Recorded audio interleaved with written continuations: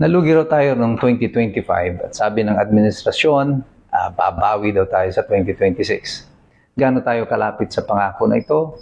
At meron nga bang mababago sa ating takbo na ekonomiya sa susunod na taon? Yan po pag-uusapan natin sa araw na ito. Ito po muli si Attorney Mike Operario. Sa recent Global Investment and Risk Resilience Index na ipinalabas, ang Pilipinas po ay nag-rank 169 out of 226 countries. Ibig sabihin, sa 226 na bansa, ang ranggo po natin ay 169 sa pinagtitiwalaan na investment destination sa buong mundo. And this places us as the fourth least, pang-apat sa pinakamababang ranggo na investment destination dito po sa Asian region. At tayo po ay also ranked as the third most corrupt na bansa dito po sa Southeast Asia, ranking only above Myanmar and Cambodia. Yung dalawang bansa po nito, pareho pong mayroong insurgency at meron pong mga giyera na nagaganap at the moment. At ang score po natin insofar as foreign investment is concerned right now is for the first time we have posted a negative rating insofar as foreign investment is concerned. Ibig sabihin, mas madami po yung kapital na umaalis sa Pilipinas kaysa sa pumapasok. Marami pong mga bagay ang pinagbabasihan kung bakit ang isang bansa kagaya natin ay pupuntahan o hindi pupuntahan ng mga investors. Number one, ang Pilipinas po ay mayroon po tayong high risk pagdating po sa natural disasters, and that's one of the primary considerations. Number two consideration, korupsyon.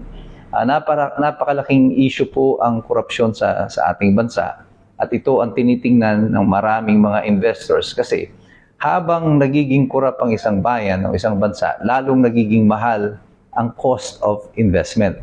Ikatlo dyan is the reliability of institutions. Masyadong ang red tape sa atin, masyado maraming nakikialam sa mga economic policies natin at walang malinaw na direksyon ang polisiya ng ating pamahalaan. At meron din pong mga dahilan na karagdagan kung bakit ang mga investors ay parang takot na pumunta na dito sa Pilipinas. Number one is that yung ating ekonomiya ay tumatakbo with over-reliance on foreign remittances. Ang Pilipinas po ay may mataas na gross national index at ito lamang po ang bumabawi doon sa ating gross national product, gross domestic product, yung GDP natin. Ang GDP po, ito po ang sukatan ng mga bilang ng mga produktong na ipoproduce ng isang bansa. Mababa po ang ating GDP pero mataas tayo sa GNI, yung gross national index. Dahil po sa mga gross national income. Dahil po ito doon sa mga foreign remittances, yung mga dollar remittances ng ating mga OFW na umaabot na about mga 34 billion dollars annually. At kung wala po itong dollar remittances nito ng mga OFW natin, mas mababa po ang ating economic outlook.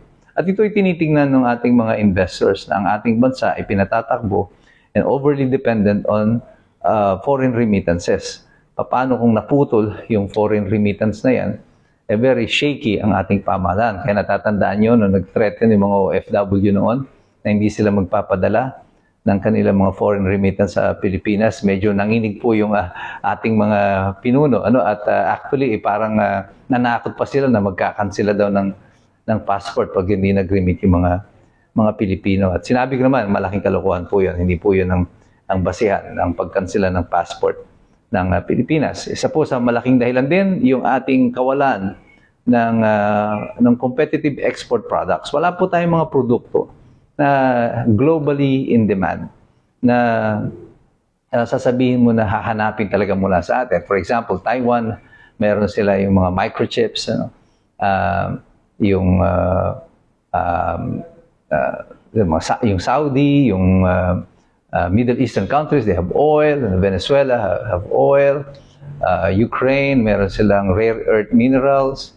And even Israel has their own agricultural products. Ay, wala tayong malinaw na agricultural product or any other product na globally is very competitive. Tapos, na-imposean pa tayo ng mataas ng tax rate ng Amerika na at 19%, that removes our global competitiveness. Kasi yung mga kapitbahay natin na bansa, after the last ASEAN and APEC summit, nabigyan sila ng Amerika ng preferential tax treatment. Kasama na nga dyan po ang, I think Malaysia got it, and Thailand, and I think even Cambodia was able to receive a preferential tax treatment.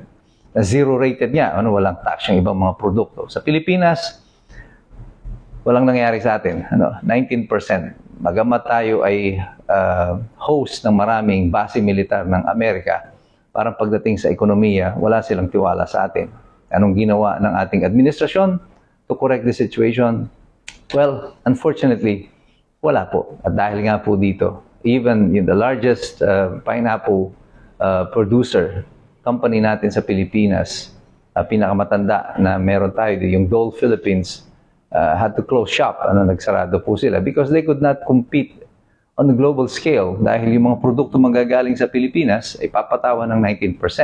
Samantalang doon sa mga ibang bansa ay 0%. At ang tinanong ng ating presidente through Claire Castro, bakit daw tayo ay hindi nakakuha ng ganung preferential treatment, sabi lang nila ay maapektuhan daw kasi agricultural product kaya hindi tayo nahingi ng reduction sa ating tax at 0%. Well, that's total baloney. Hindi po yun totoo. Niloloko lang nila tayo. Ang totoo niyan, hindi talaga tayo nire-respeto ng ating mga karatig bansa. Pagdating sa aspeto ng ekonomiya, kahit na ang Amerika, who is supposed to be a military ally, is turning out to be not a very good economic partner for the Philippines dahil wala silang special favor na binibigay sa atin.